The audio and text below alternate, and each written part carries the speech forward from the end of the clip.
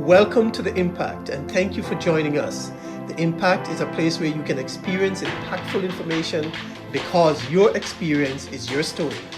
Each week we engage individuals to share their personal and professional stories to motivate and encourage you to see them differently. Most time what we see is the beginning and the end. We are not aware of the challenges that took place in the middle, the hurdles they have to leap over to advance to the top of their chosen sports. I am Dennis Blake, your host, an author, two-time Olympian, and Olympic bronze medalist. Guys, we're so delighted to have with us former Jamaican sprinter, one who have represented Jamaica around the world in track and field on numerous occasions. He was a member of the Jamaica 4x400 meter relay team that won bronze medal at the 1999 IAAF World Outdoor Championship and gold medal at the 1999 Pan American Games.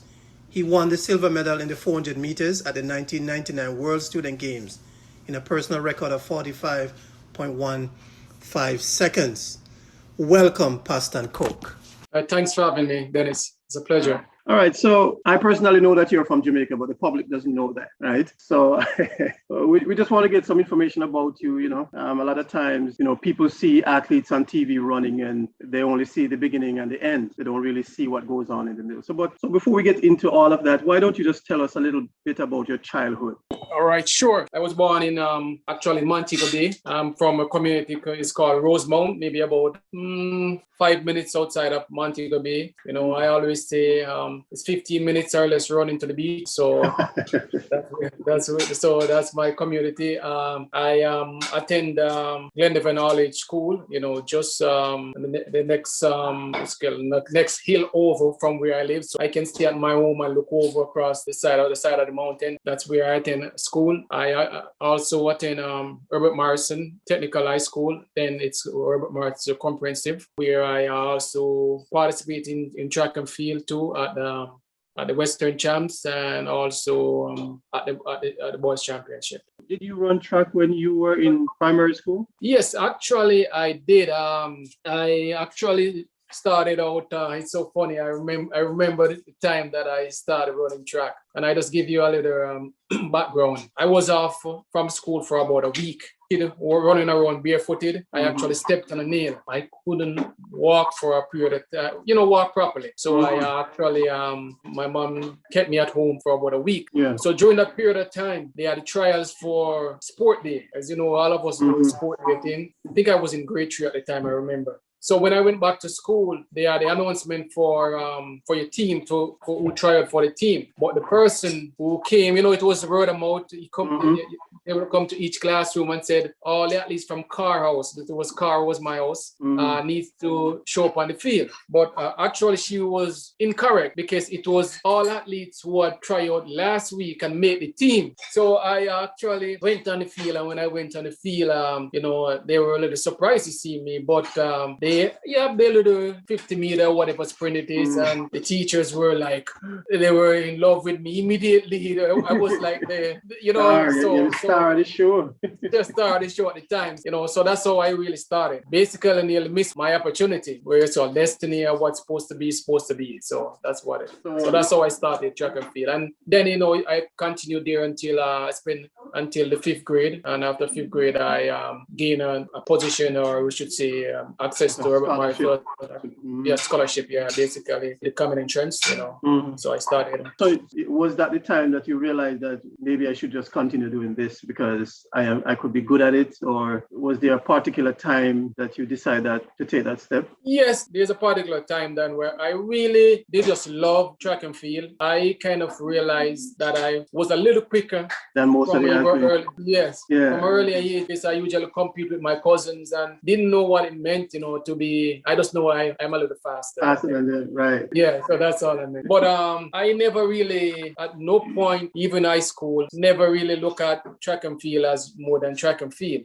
It was just a way of me. It's a sport that I can do. I tried soccer, football, did a little, but wasn't good enough to even go beyond the under 14 team, So I kind of stick with track and field. So not really because yes, I knew what the reward, was going to be, but I know something that I love and something that I think I can do. Right. And that kind of segued me into high school, because I was going to ask you, you say you went to Herbert Morrison, right? Yes, I did. And you did mention that you play soccer, but that, that wasn't something that you really liked. And you end up sticking to track, because then you realize that track is more maybe in line with what your talents were, right? Correct.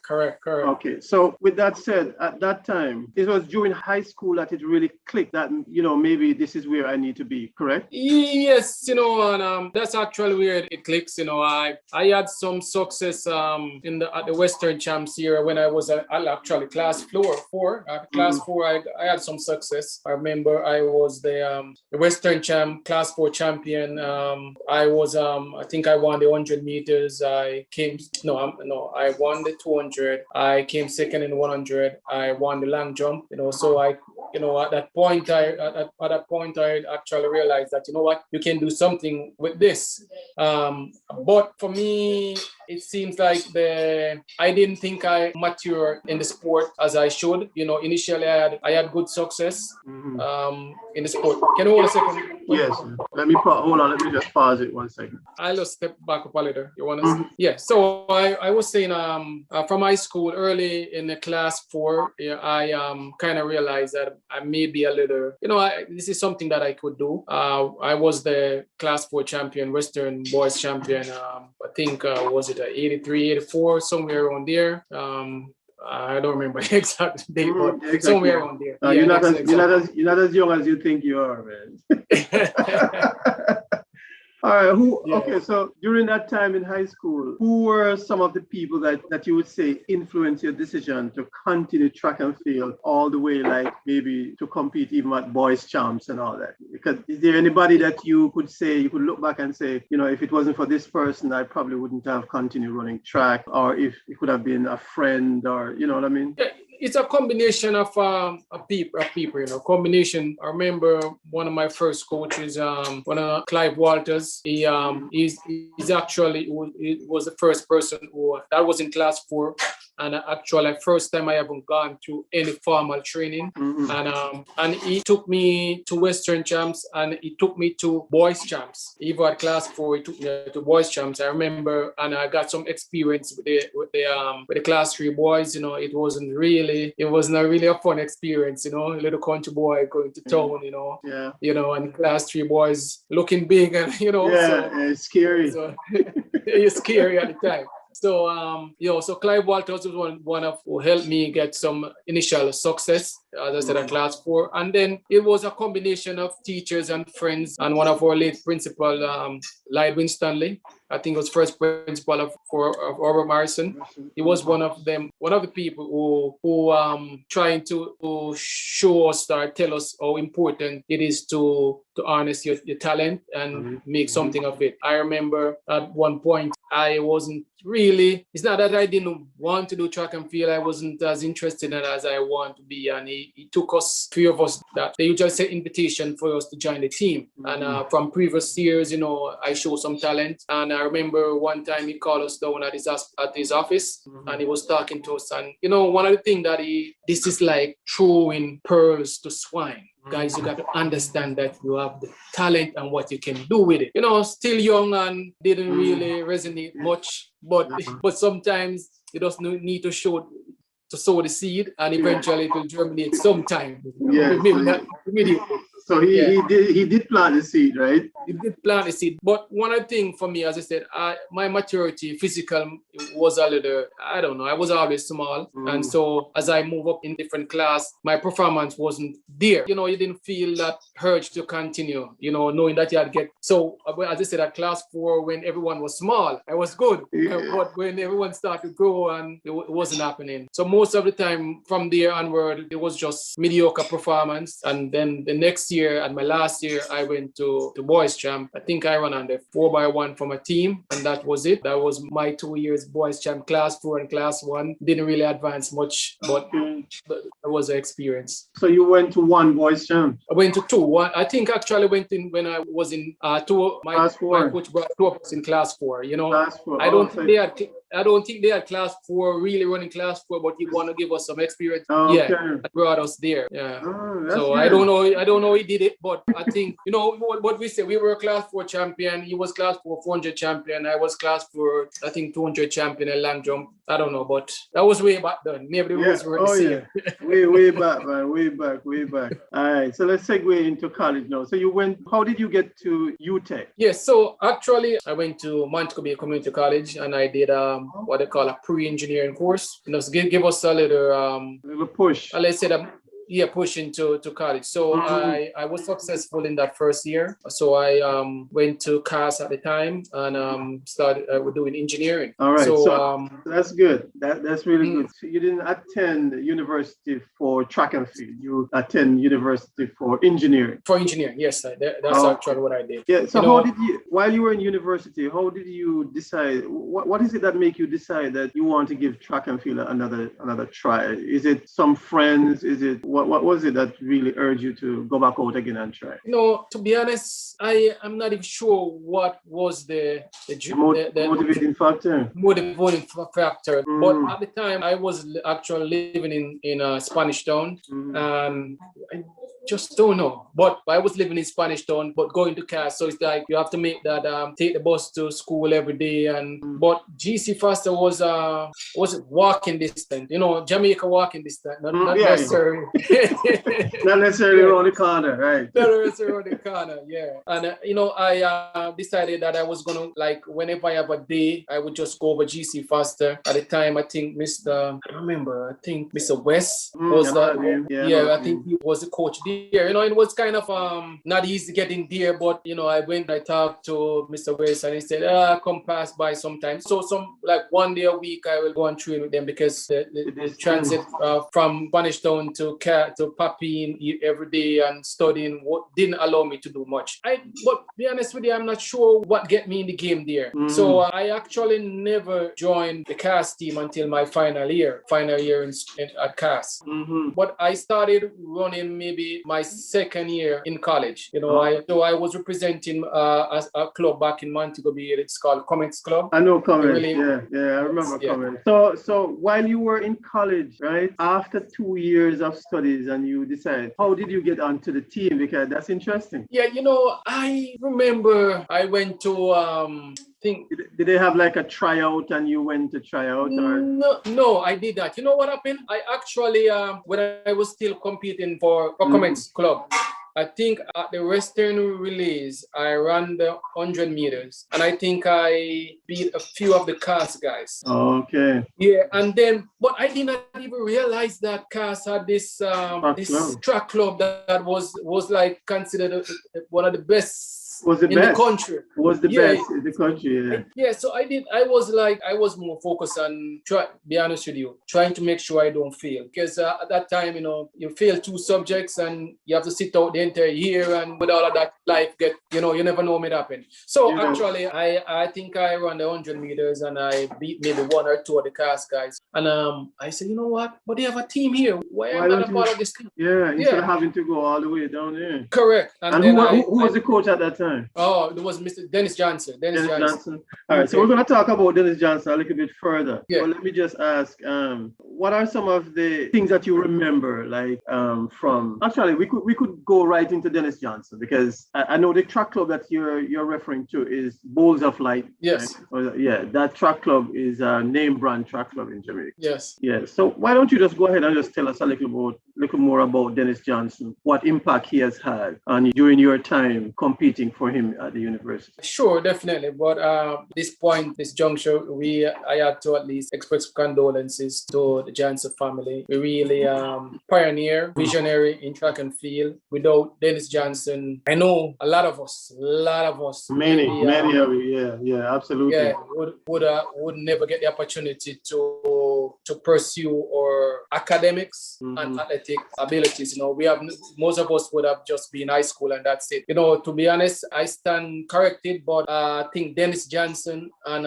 CAS was at the time was the only institution that was actually offering scholarship to anyone in Jamaica. But I stand, and I said scholarship, I mean athletic scholarship. Yeah. I'm not sure of any other institution, but I stand corrected. So with that, I am saying, we really miss pioneer in sprinting. Yeah, so we know that he made great contribution, not only at UTEC, but also for the country, because I know he held the 100 yards world record. I think he tied that sometime in his career as well. Yeah, and like you said, our condolences goes out to him. I know him very well too. I know him personally.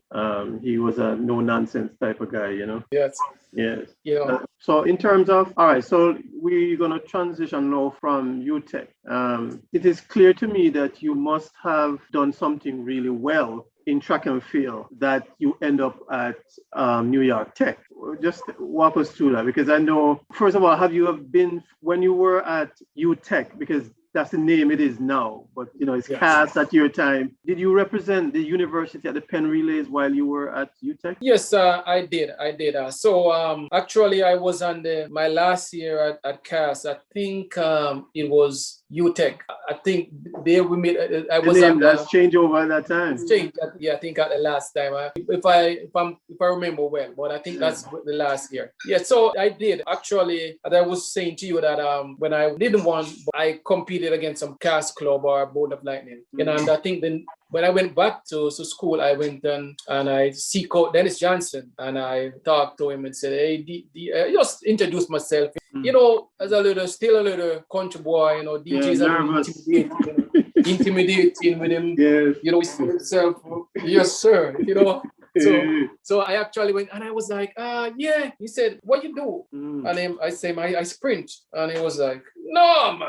You can't sprint, but your chest too small. Oh, yes.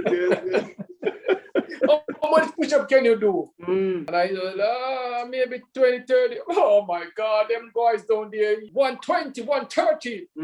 They have muscles coming out of their ears. Those type of things. They said, no, you can't beat none of my guys. So actually, then we have sport day, car sport day, where we call interdepartment, engineering, business, So I think I did fairly well in sport day. I think I have won the 100 meters, and then there was some other push for me to really join the team. Some additional guys came and said, hey man, this guy, I don't remember his name, but he went to Dennis Johnson, to DJ, and said, listen man, this guy is an asset to CAS. You need to get him on this team. So eventually didn't get on the team until my last year. I just the summer come around and I make sure that I'm on the house for the summer, and that's where it happens from there. Yes. Yeah. All right. I want you to walk us through your journey to garner an athletic scholarship, right? To attend New York Tech. The guys back in my time that used to attend UTech, and some of them soldier or some of stuff like that. A lot of them were soldiers and stuff like that, and they're really good friends of mine when I was back there doing some training in Kingston, and I know the whole intention a lot of times athletes is to really garner a scholarship to come abroad. So tell us about how did that happen for you? What was that experience like? Well, it started with making my first plane ride, to Penn Relays. Yeah. So Dennis DJ took us to Penn Relays, and after you see the atmosphere and you realize, this is something that you really want to do. And as I was saying to you before, I love it, but when you experience Penn Relays, it was like a different. So actually, that was the time when I realized that I can do something beyond just just staying in Jamaica. So we went to Penn Relays, we came back, we did well. I think at the time I know I came back with a small medal. I don't know for what it was, but it was we won our section or something of the sort. So we came back, and then actually that was my last year at CAS. So I actually graduated, and then I started working at TOG at the time. It was Cable and Wireless. I think at the time they just renamed from telephone company to Cable and Wireless. So I was working working in the engineering department. So after leaving CAS, I worked there for a year. And, DJ was like, what are you doing, man? And you still need to do some running. And DJ said, you can come and run for me, man. Come and run for me still. I said, well, DJ, I'm not in school. So because he said, well, you know what? There's always some courses at CAS. Come on and registered for some computer course. It's computer is the new thing. And he said, okay. So he signed me up for a few courses. And then I was a part of the CAS first program again. So I would just come up, do my courses. And so coming up to Penn Relays, it took me to Penn Relays again for the second time. And then I start to have contact with Zeno. Peter Zeno. Because I know Zeno and Dennis Johnson they're like big time friends, man. Yes, big time friends. So that's where so my second trip now, I start to look into see how could I continue my education, because at the time that was it for me. I didn't have any more money to go to do CAS, and that's it. At the time that was it. I'm work at the time. At the time I have a little daughter, so so I could not you have to work. So, could not even finance myself to go back to school. So the opportunity comes where, we always hustle. Let me tell you, we always hustle. Well, at Track House, there is also what we call philosophy that you have to push for and try to get what you want. And it is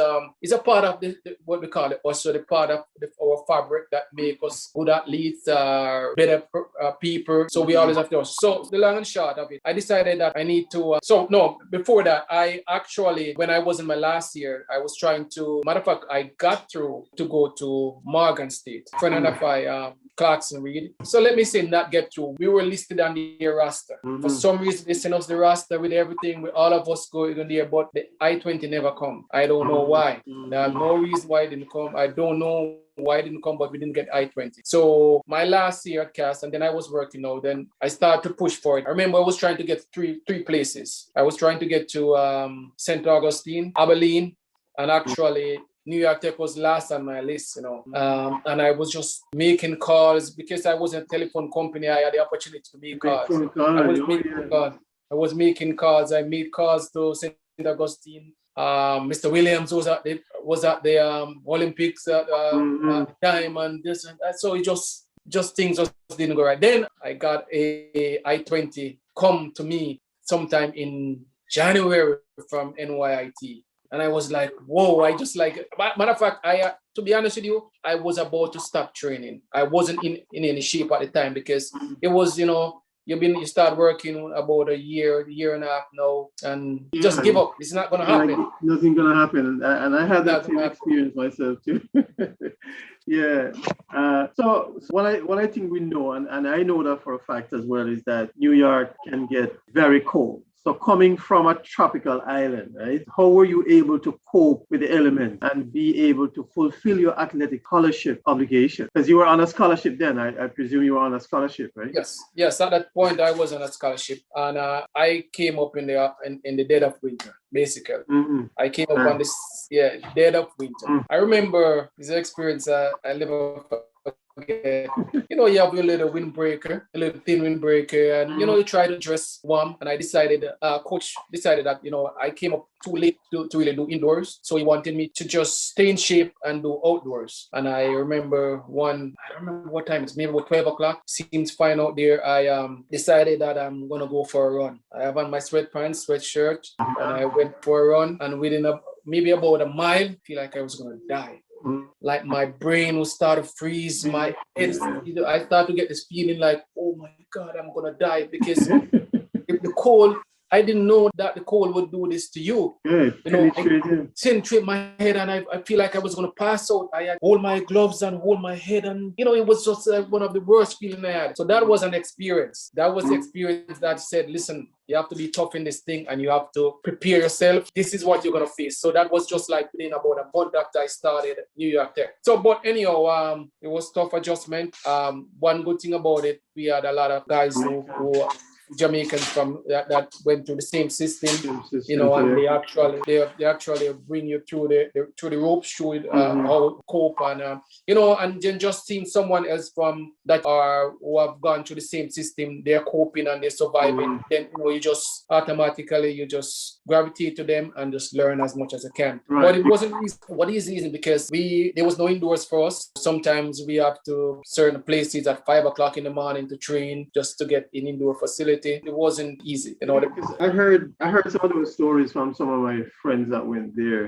It was really a challenge, but like you said, is the toughness and that those are the things that bring out the fabric and fiber in an athlete. You know what I mean? Yes. Those rough times that you go through, that really help to motivate you. And so there was not a time then you feel like you want to quit and go back. You didn't have that. No, I never, because the environment was really conducive for me to excel.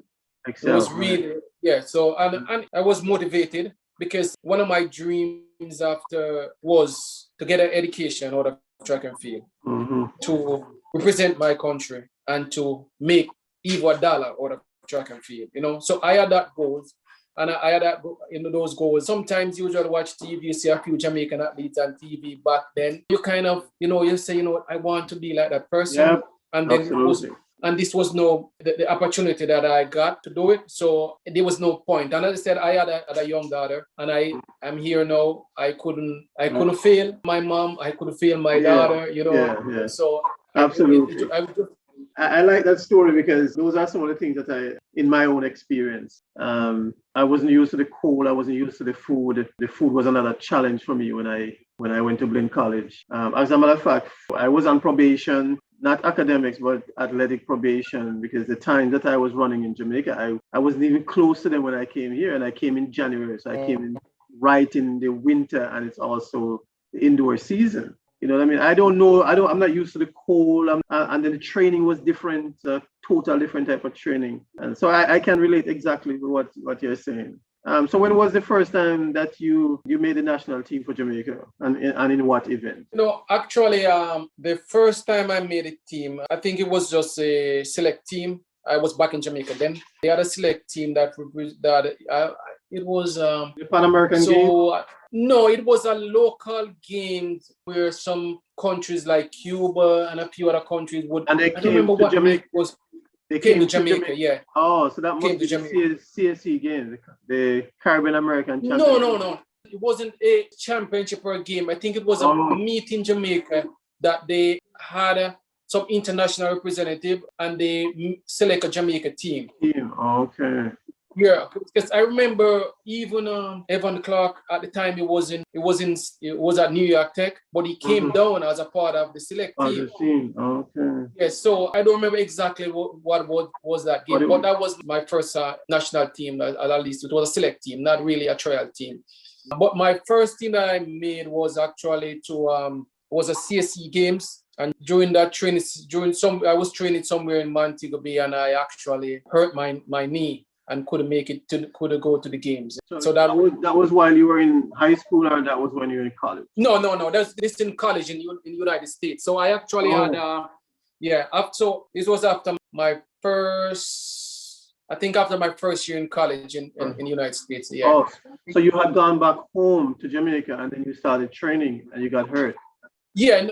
I actually, it was summer, so I came to trials. I made a team for the CSD games. Okay. So when I was while training for that games, I hurt myself. So actually, the first team that I made was what was that? Was it Pan American Games? That was in Venezuela. But but I couldn't make it. So that was my first team. Then actually that year, it was so bad. I actually took a knee surgery when I came back to the States. Oh, okay. So you really hurt your knee. It really hurt my knee. Yes, I did really hurt my knee. I took I remember December 23rd, right after my final exam, I took a knee surgery. It was bad enough to prevent me from really training, but I could. One thing the doctor said, they said if I continue to train, it won't get any worse, but it won't get any better. So I actually had pain throughout the time, and the decision was for me to do the surgery. So actually, my first team was actually 1999. 1999. That was the official time that you made the team. Official time that I made the team, yeah. And that time in '99, that was for the Pan American Games. Actually, I made all teams that year. It was the Pan American Games and the World University World Championship. Yeah. So prior to that, and it was so funny. I was actually a sprinter prior to '98. I was actually a sprinter. 100 meter, 200 meter sprinter. Yeah. And but you realize that the 400 is a better event. Yeah, it was I was supposed to, this is how it happened. We were at the nationals, and the gentleman who was supposed to run the 4x4. He actually had the 800 meters. So they need someone to run a leg of 4x4. Yeah, and so my coach take me out there. Said he's gonna put me on the second leg, and he said, okay, he's taking me through all the ropes because I don't run 400 meters. Make sure you cut over here and you decent then. And but then came maybe about 5th place or somewhere, maybe about 5th place, and I took it and I did a sprinter thing. And I did a sprinter thing. Wide up everybody. By 200 meters, I was in 2nd place. My coach was like, I wasn't there, so this was like, what the freak is he doing? What is he doing? He's not gonna be able to finish. And actually, matter of fact, I stand corrected. I was in 1st place by 200 meters. I basically know in Jamaica we clean up everybody. Yeah. So and I ran over 2nd, and I split 46, maybe 46-4. Coach Zeno came to me and said, did you know what the freak you just did? I said, no. I said, no, coach. He said, well, you're going to run the final leg. I said, coach, my foot hurting. Yeah. He said, you're running at the final. You're running the final. I said, no, my foot hurting me. So actually, that's where I start the 400 meter. That was when that was when the 400 was. So coach said next year you're running the 400 meters, and so that's how the 400 meter comes about. So by 1999, I was my second year running the 400 meters. Yeah, and so 1999, I came in the nationals at about I don't know where maybe about 2nd or 3rd place in terms of time. I came in with 45:51 as coming in the nationals, and inexperience too. Inexperience, I didn't know. This is my 2nd year running 400 meters. I didn't know that you need to run for lanes. So I was just running for qualify each time, qualify 4th. I qualified for the second for the final. That's all I was doing. Yeah. So that is it. And when I get in the final, man, I get in the final in late 8. I just did what I have to do to make the team. Yes. What are some of the benefits or maybe experiences that you would say that you got from representing Jamaica? What are some of the benefits? The benefits that first, I'm very proud. Very proud to at least represent my country. Sometimes I look at my accomplishment and I said, you haven't done much. I wish because I really, really think that I had the potential to do much better, after and never get the chance. Injuries started to pop up. But representing your country is one of the proudest moments of my life. Absolutely. It takes me to places. As I said, my first trip to the United States was track and field. My first trip to Europe, it was track and field. And I've met a lot of people. I have friends. I have friends that I met from Palma de Mallorca, that I'm still in contact with. I have met friends from Cuba that I'm still in contact with. We don't speak much English, but we have that athletic bond. Yes, that keep us. And and for the period of time that we were together in that village, maybe 3 weeks, he was like my best friend. Yes. So it really, and it gives you a different perspective. I can feel, you travel places, you see people, and you learn from each other. And one of the biggest things that track and field has done for me is it's provided me with the means of pursuing my academic goals, So that's one of the things track and field has done for me. Absolutely. Well done. So I think the question I want to ask you, have you ever gone and tried out for the Olympic team? Like, have you gone to any of the Jamaica Olympic trials? Yes, I did twice. Twice? Yes, I did twice. I did in 1999 when I was working at TOJ. No, not the regular, not like the World Championship, but the Olympic. So like in 2020, that would be 2020. You try out in 2020? No, I tried out first in 1996. That's my first time I tried out. Oh, 1996? Yeah, I tried 1996 as a 100, 200 meter runner. I was just going to say that I don't remember seeing you in the 400. No, I tried out. And then I was actually still in Jamaica and I was working. So I tried out, I think I had a time of about 10.5 running at Jamaica. So at the time, 10.5 couldn't maybe 10.5 was good. 10.5 wasn't bad. So did you make it? Did you make it to the second round? I think I made the second rounds. I think I made the second rounds. It was still working. I remember I was living in King. I worked in Montego Bay, but I was in Kingston. We had some training, so I had to work all day, then make sure that I get to stadium in the evening. I think that was it. But I tried out then. The foreigners then come down and yes. They come down, man, and with foreign experience, just wind you up. Yeah. So my next time that I tried out was 2000. Okay. Because I think I had a very good season. 1999. Yes, absolutely. Yeah. And you had a PR. You had a PR of 45.15, and that did not going into. Is that what you had going into the trials? No, going into that was at the end of 1999. 1999 was I ran 45.15.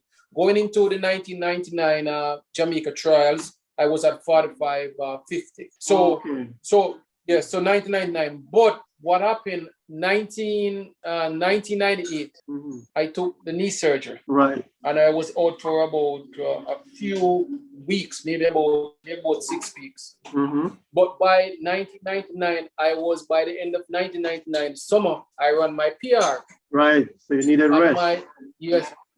So correct. So what happened? I was running with my knee wasn't totally recovered, because I know it wasn't totally recovered. I could not bend my knee up to my butt without feeling pain, but I was still able to run a PR then. So I was feeling very good. At the time, I had the third fastest time for Jamaica in that 1999. So my goal was now to come and train very hard. I'm going to be much better going in 2000. But 2000, I don't know, maybe my goal was to become much quicker because at that time I believed that the sprinting was to be better at the 400 meter is to be faster. That was my goal. And because I was coming from a 100, 200 meter background, I think that all I need to do is to get faster and I'll get better. So, I end up that I opened the season, the best season. I had my best indoor. I had my best opener. I remember opening at 46.3 outdoors. And that was it for the season. That was my PR. That was my season best. And I went back as far as to 48 because of some tendon problem. And by April, May, June, I got back to about 46.4. I went to Jamaica. It was good. I think at the time, Jamaica, we were going to Sydney. So the Jamaica trials was a little later. So I was I was fortunate to have that extra time. I went to Jamaica, was training with Dennis Johnson too at the time, trying to get myself together. And I pick up a calf strain at a meet and tried out for the 2000 Olympic team. I think I made it to the second rounds and didn't make it. And it's so funny that year they took all 8 athletes. Man, there goes your chance. Made it. Lose my chance. 46.9, I think made the team that year. So that's it for me. So I never make it to the Olympics. It was one of my dreams. And in terms of track and field, that is the only dream that never get realized. I set my goal for representing my country, getting an education, earn $1, and going to the Olympic Games. All right, I like that. I like that what you just said right there, and that is what I talk about in my book as well. The 3 goals that I had. So that is a good segue into the next question. So we know that everyone that, like you just said, that participate in sport, his or her goal is really to make it to the top, and we consider the Olympics as the top, right? So looking back now, not fulfilling your Olympic goal, would you view yourself as a failure in the sports of track and field? And if so, why? I have to be reminded by a lot of people that there's a lot of us that tried and never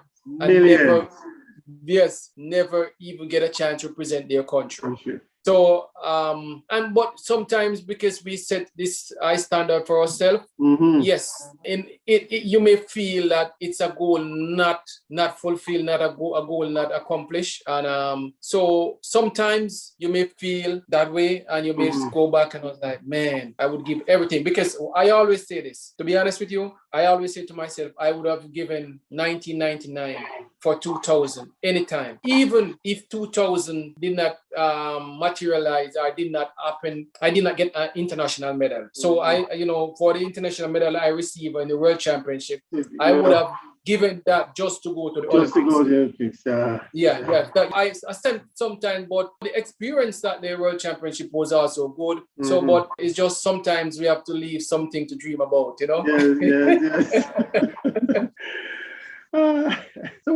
So I take it that would be your most disappointing moment in track and field, and would be the fact that you didn't make the Olympic team. I think so. Yeah, it is definitely. Okay, so winning for many athletes mean different things. What does winning mean to you? Winning for me, I was just said it's a fulfilling a goal, and when I said fulfilling a goal is what the goals I just set from pre-season and accomplishing that goals. That's winning for me, because I was not one of the athletes that was always a winner. It took me time to get there, because as I mentioned before, the physical maturity was a little slow. So I learned to lose before I learned to win. Winning it was a proud moment, but it wasn't a braggadocious moment for me, because even most of my teammates were like, yo, you gotta look like you are the best here. So winning for me is just setting goals and accomplish goals. It don't actually mean a win as win, but if it materializes in winning, then I'll take it. Yes. I like what you said, that you learn to lose before you learn to win. I think that's a very good tagline right there. Yeah. What are some of the lessons? You pretty much covered that already. Some of the lessons you have learned from track and field.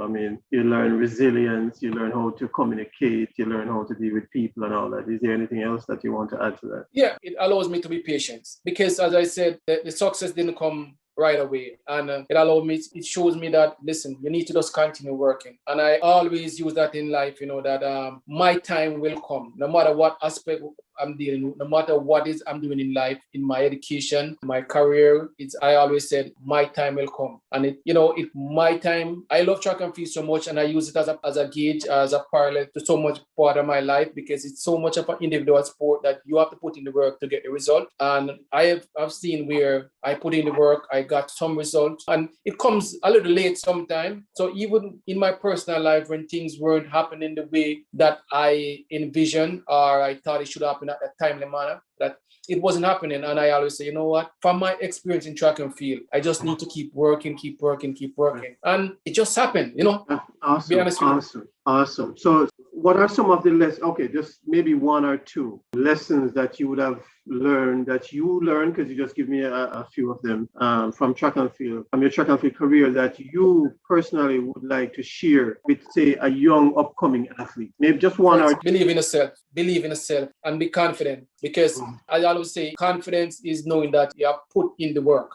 Confidence is not going out there and just thinking you're the best. Confidence is put in the work and know that you can come and execute. So that's what I would say. Be confident and do the work on the backside for you to accomplish your goals. So, yeah, because as I said, what will let me, a lot of people, and I also say to you, even all the breaks that I think I got in track and field, most of the time it wasn't for me.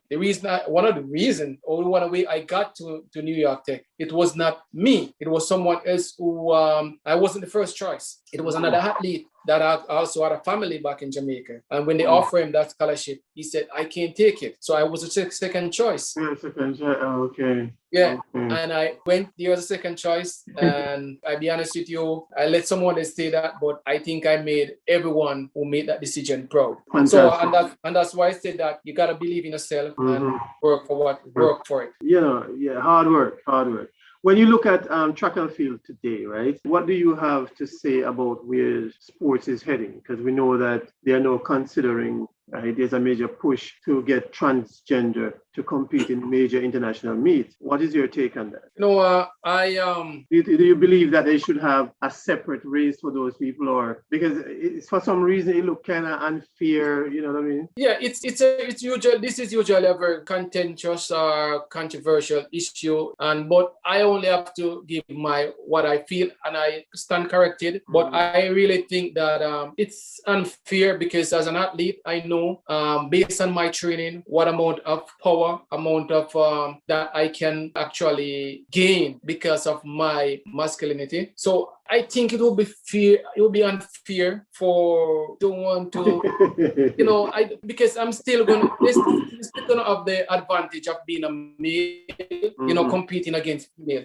Just like if you have a female competing against a male team. So let's be real. Transgender doesn't really mean male to female only. It can be female, male, correct? Yes. So as a female going to compete in the male sport, it's going to be very difficult for them really to make a big impact. So when the male goes to the female sport, which I think, right, they start to dominate, because I think that is where the problem is when they are male going into the female races. And I have seen where that is a really major issue. But I don't think the IOC really giving in on that. I don't think they're really giving in on that, because I think there's some big issues going on with that right now. And I think that it should be, I have no issue having transgender compete because they deserve to compete. But I think it's, I think what they probably need to do is just to have maybe, but then again, that could cause another problem. Because them compete. Because everyone needs to be recognized. So so it's a controversial issue that needs a lot of conversation. So I am at this point where I think it should be separated, but we are open to conversation, and I can be convinced if the science is showing me that there's no advantage. But at this point, from my layman point of view and my experience as a male, I can gain a lot of strength just because of my testosterone level, and which means, that's my view. I am no chemist or no biologist, but that's my view. Yeah, so it's a conversation that we could have all night. It's a conversation. But let me ask you this question. There's always a myth out there that, and obviously you and I were athletes and we didn't fall into that category. But the myth is that athletes always tend to major in physical education. What is it that you have to say on that briefly? Well, and it's a good feel. To be honest with you, most of the athletes that I met they're not actually, the major wasn't physical education. I have most of the athletes a lot of them are engineers. A lot of the athletes are business majors. So I think it's a myth. It's a myth too, just like what it says, a myth, yes? Yeah. No, and I disagree, because this is like trying to say that athletes are not. Yes, athletes are not educated or intelligent. Yes. Enough to. And not to say that someone who loves physical education is not. But that is just to say that I disagree with it totally. Yes, I should say totally, man. Yeah. So let's we have just a few more questions. Were you inducted in any athletic hall of fame at the University of UTech or New York? New York Tech. I was inducted as a part of the relay team. But individually, no, I'm not sure why, but I guess eventually, somewhere down. Somewhere down the line, yeah, somebody will nominate you and things. Yes, yes. And I said, my body of work should stand for itself. You know, I am not one of the people, or one of the type that is going to reach out and say, hey, man, remember me. You know, right. You know, yeah, we don't do that. We don't do that. Yes. So, but you are inducted as part of a team, but not an individual, as an individual. Correct. Okay. And is 45:15 the record for the 400 meter at the university? No, I think I have I'm maybe like the third fastest time. I think 44:70:79. And yeah, because I think Evan Clark had run 44. Yeah, 44:79, and then Howard Burnett. Oh yeah, Howard Burnett went to that school. Yes, I think he ran 45:05 somewhere there. Yeah. And I think I'm coming in third with 45:15. Oh, fantastic, man. Okay, so we know, like I said, we kind of coming to the end now. Coronavirus. We know that the coronavirus is affecting the world. You know, there's a pandemic. Do you believe that the Olympic Games that is rescheduled for this coming summer should go on, or should it be cancelled? No, I think we have made tremendous strides in dealing with the coronavirus, and arm ourselves with knowledge for the games to go on. How it is looking currently, it seems like we are on the downward trend in terms of cases, and there's a lot of mitigation techniques that could be applied, and it's proven in different years, different countries, that we can compete and stay safe. So I think the game should go on, and I know these athletes have been preparing for the last 2 years for this Olympic Games. So I think it can be safely continue. We can safely have our Olympic Games. So do you believe that there is a major financial impact on athletes during this pandemic? Yes, definitely. There is athletes. I'm not sure how it is now, but you know, track and field athletes, they're not the ones that are going to get a ton of cash. It's a continual work each track meet to make that amount. So each track meet that you're not able to attend is actually loss of revenue, and some athletes may not come back to the sport, not because they're not talented enough, but because at the time when they loss of revenue, they have to do something else. And when you have that gap, you need to catch up. You have a rent to pay, you have this to do, you know, it's a decision.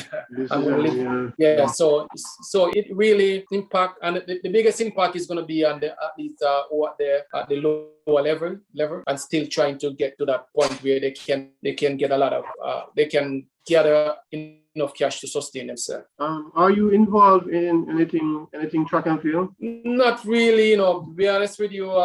Work don't allow me to, you know, it's just a time frame don't allow me to. There's a lot of interest in terms of my kids, they play soccer at this time, and so there's a lot of families that always ask us to help the kids. You know, I tried a few times, but just work could allow me at this point to do it. And really, if I was financially able, that the only thing that I would do right now, or stable, I should say, you know, I would quit my job and coach track and field, because there's so much that I think I can impart on other athletes. Absolutely.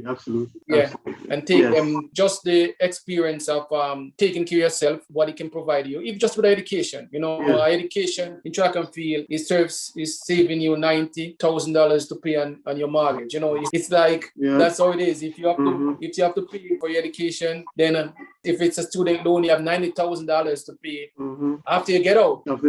So if you have enough talent to get an education, then you save that $90,000 for your mortgage.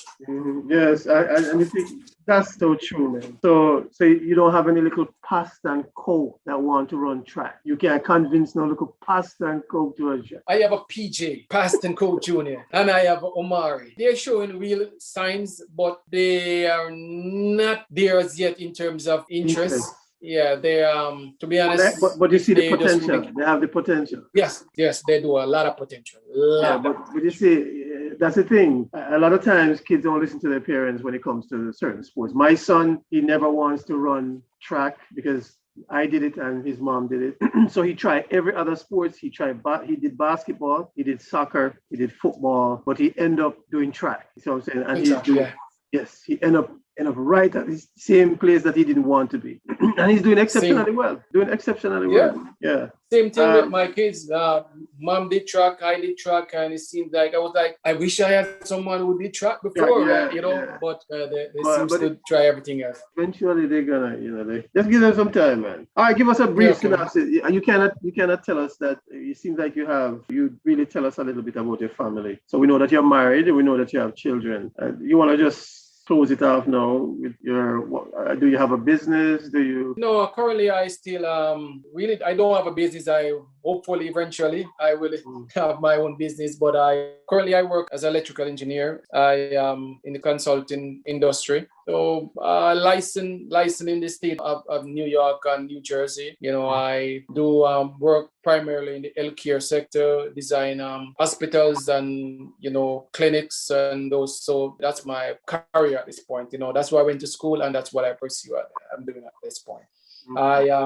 I live in New Jersey. I say I have 3 kids and my wife. We're just enjoying life at this moment. Well, come to the end of the podcast. Really appreciate you taking time out and doing this interview. I definitely, first of all, I'm so happy to see you. I haven't seen you in so long, so just seeing you, it's a good thing. Same here, my brother. Yeah, so I'm going to stop it now. Okay, but thanks for having me, man, and it's a pleasure that I get an opportunity to share my experience. We can do it again. Yes, and I must add, even before I stop the video, is that I think one of the areas that you should look into now is to write your story, to write a book. Yeah. Those type of stories that you have, and I know you probably just brushed the surface, because we didn't even go into the nitty-gritty of the hardship that you have been through and stuff like that, because a lot of times, and this whole podcast is to really let people know that when they see athletes at the Olympics, that's not just it. They're coming from tough life, from some hard time, and to make it there, it takes a lot of work and commitment and stuff like that, Yeah, so appreciate it, man.